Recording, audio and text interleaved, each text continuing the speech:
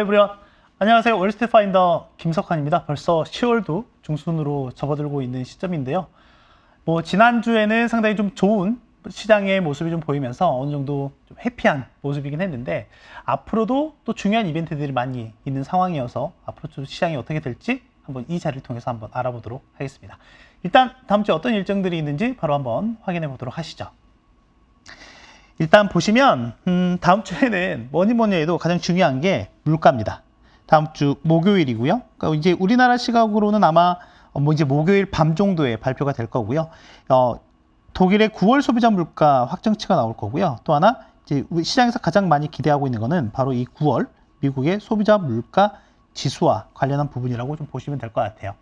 뒤에서도 한번 말씀을 좀 드리긴 하겠지만, 일단 물가가 생각만큼 큰 폭의 속도로 떨어지지 않고 있죠. 그래서 이런 부분들이 좀 시장에서 우려가 커지고 있는 부분들인데, 다음 주에 어떻게 나올지 현재 시장에서 보고 있는 예상치는 대략 헤드라인 기준으로 8.1%입니다. 지난달에 8.3%였죠.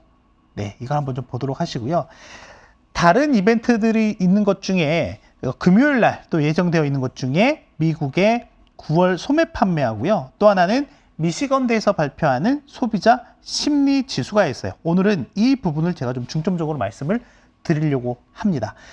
다른 일정 중에 또 한번 살펴보실 거는 다음 주 수요일 정도에 보면, 일단은 9월 FOMC 회의록이 공개가 되고요. 그리고 현재 우리나라 금융통화위원회 회의가 있을 예정이에요. 이제 우리나라 금리는 2.5%이죠. 근데 미국의 현재 금리가 3.25%예요. 그러니까 지금 한미 간의 금리 차가 대략 75bp 정도까지 벌어져 있는 상황이죠. 이렇게 된다고 하면 한국은행의 기준금리 인상에 대한 압력이 상당히 높아질 수밖에 없다라고 하는 거. 그리고 또 하나는 앞서 오뚜기가 라면 가격 인상한다라고 여기 나와 있긴 하지만, 라면만 올랐습니까? 아니죠. 전기요금이라든지 가스요금이라든지 이런 것들도 오르고 있고, 교통요금도 계속해서 올라가려고 하고 있는 모습들이 있잖아요. 그래서 이런 부분들을 저희가 다음 주에는 한번 체크를 해서 봐야 될 것 같고, 이제 금요일로 좀 넘어가 보게 되면 여기에서 영란은행이죠. 영국 중앙은행인데, 영란은행에서 단기적으로 장기 채권에 대한 매입을 했던, 그러니까 이게 양적 완화였죠. 이게 종료가 됩니다. 그래서 추가적인 조치가 어떤 게 있을지, 그렇다라고 하면 여기서 여러분들께서 관심을 가지시고 봐야 되는 거는 영국의 환율, 파운드의 가치라든지 또는 금리 수준이 어떻게 움직이는지 좀 봐야 되지 않을까 생각이 됩니다. 그리고 14일부터 본격적으로 미국의 어닝 시즌에 돌입을 하게 됩니다. JP모건이라든지 모건 스탠리, 시티 등 굵직굵직한 대형 금융주들의 실적을 발표 시작으로 이제 3분기 어닝 시즌에 들어간다 정도로 여러분께서 주요하게 다음 주 일정들을 정리해 보시면 될 것 같아요. 최근에 여러분, 제가 매주 금요일에 FOMC 위원들의 주간 발언을 정리해서 자료를 또 발간을 하고 있는데, 이 공통된 부분들이 있어요. 최근 들어서 이 연준위원들이 가장 많이 쓰는 용어 중에 하나가 바로 이 제한적인 영역이에요. 제한적인 영역.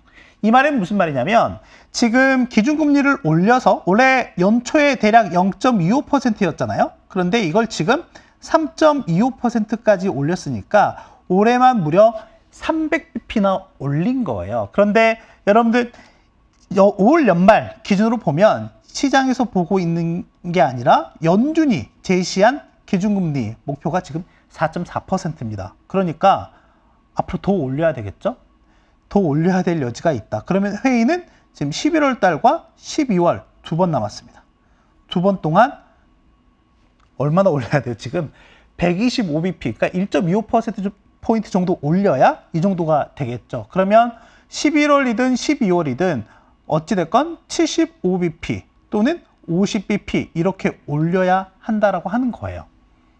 그런데 시장에서 최근에는 요 기대감이 약간 좀 낮아지고 있는 게 있죠. 연준이 좀 속도 조절하지 않을까? 그러면서 10월 들어서 초반에 상당히 강한 상승의 모습을 좀 보이기도 했었다라고 보시면 될 것 같은데, 그런데 연준위원들은 시장의 예상과 달리 계속해서 강도 높은 발언들을 좀 이어나가고 있고요. 지난 일주일 동안에 미니애폴리스 연은 총재의 닐 카시칼이라든지 또는 뭐 올해 투표권을 가지고 있는 클리브랜드 연은 총재인 로레타 메스터라든지 이런 분들이 다들 계속해서 긴축 기조를 이어가야 되고 인플레가 꺾이는 모습이 확연히 나올 때까지 계속해서 이 제한적인 영역에 대한 부분들을 강조하고 있다라는 걸 좀 체크를 하셔야 될 것 같아요.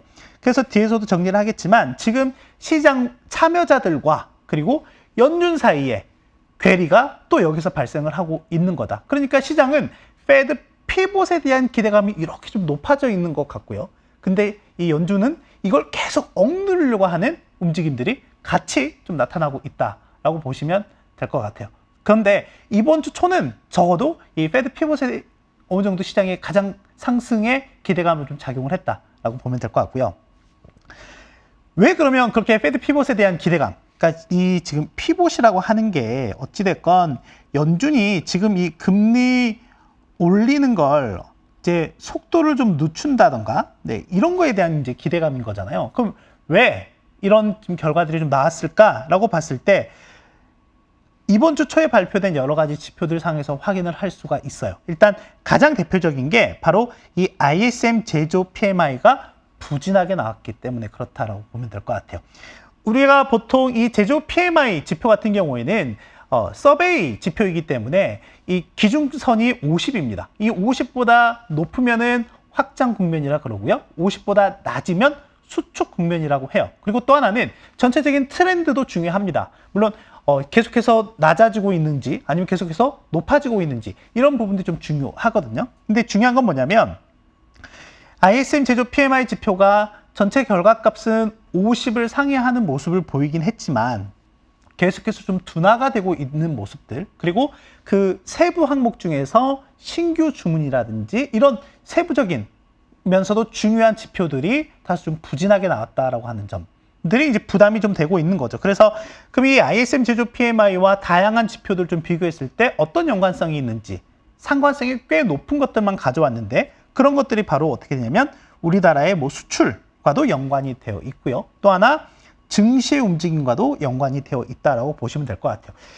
이 해당 지표들의 상관관계가 매우 높습니다. 매우. 그러니까 이 전반적으로 만약에 이 제조 PMI가 부진하게 나왔다라고 하는 부분에서 지금 이렇게 경기가 안 좋아지는 모습이 나오면 연준이 좀 방향을 돌려야 되지 않느냐, 이런 게 이제 주 초반에 강하게 시장의 기대감으로 작용을 했다라고 좀 보시면 될 것 같고요.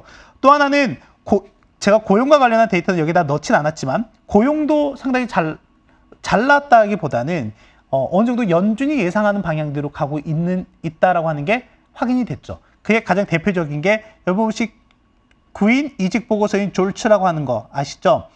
지난달에 무려 1,100만 건 이상 7월 달에는 그랬거든요. 그런데 이게 이번에 1,000만 건으로 이렇게 쭉 감소했어요. 전월 대비 10% 넘게 이제 감소하면서 실제 실직자 1인당 일자리 수가 지난달에는 거의 2개 가까웠는데, 그러니까 실직자가 내가 2개 중에 하나를 선택할 수 있었다라고 하면 지금은 그게 1.67 정도까지 내려와 있는 상황이라고 보시면 될 것 같아요. 그러면서 또 하나는 이제 앞으로 고용시장이 좀 더 타이트해질 수밖에 없는 여건들이 지금 만들어지고 있다라는 걸 체크를 하시면 될 것 같고요.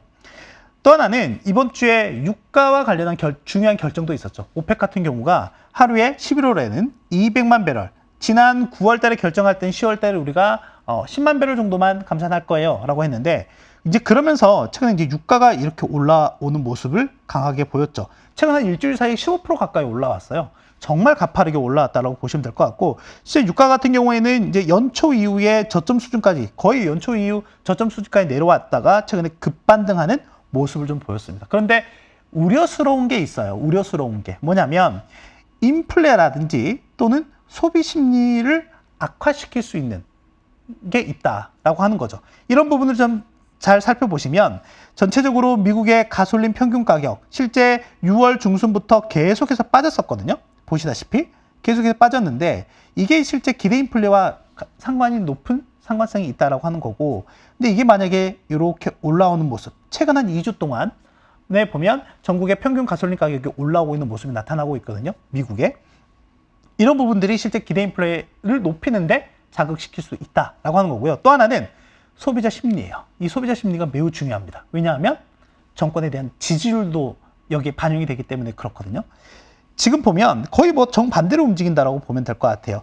가솔린 가격이 빠지면은요, 전체적으로 소비자 심리가 개선이 되고요. 가솔린 가격이 올라오면 소비 심리가 악화가 되는 이런 모습들이 계속 반복이 되고 있다라고 보시면 될 것 같아요. 제가 방금 지지율 말씀드렸잖아요.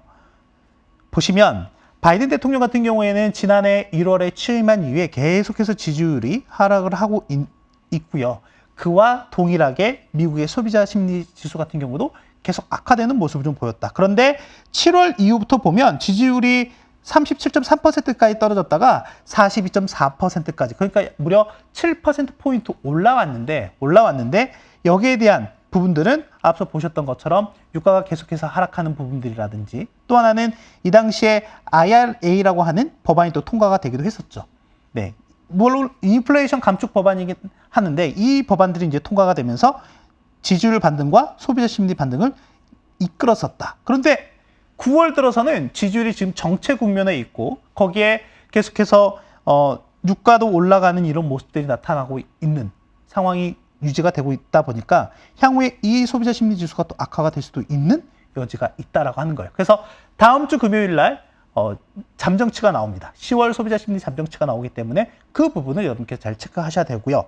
또 하나 11월 중간선거가 이제 거의 코앞에 다가왔습니다. 거의 코앞에 다가왔는데 앞에 오펙의 그러한 감산 결정이 약간 시장에 노이즈를 만들 수도 있다라고 하는 거고요. 실제 이번 선거에서는 상원과 하원 이렇게 바꾸게 되는데 하원은 전체 다 바꿉니다. 그리고 상원은 3분의 1만 바꾸게 되거든요.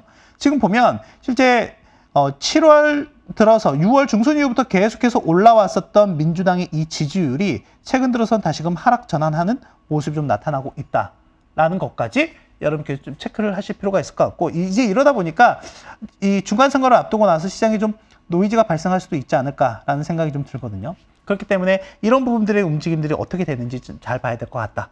그래서 오펙의 결정 이후에 바이든 대통령은 또 전략 비축유 방출하자 이렇게 또 얘기를 했었죠. 그래서 그런 부분들까지 여러분께 같이 한번 통합적으로 보시면 좋겠습니다. 정리하겠습니다. 일단 다음 주에 물가 나와요. 목요일 날 나옵니다. 그래서 이번에도 보면 예상치가 헤드라인은 소폭 감소할 것으로 예상이 되지만 에너지와 식품을 제외한 근원 소비자 물가는 올라갈 것으로 예상이 됩니다. 이렇게 되면 어떻게 되죠? 지난 우리가 9월 달에도 확인을 했지만 연준의 긴축 의지가 강해질 수밖에 없고요. 이렇게 되면 달러나 금리가 강세가 되겠죠. 실제 최근에 달러 인덱스 같은 경우에는 115선까지 갔다가 지금 110까지 내려오긴 했지만 계속 이 언저리에서 움직이고 있다라고 보시면 될 것 같고, 금리 같은 경우에는 우리가 두 개를 봐야 됩니다.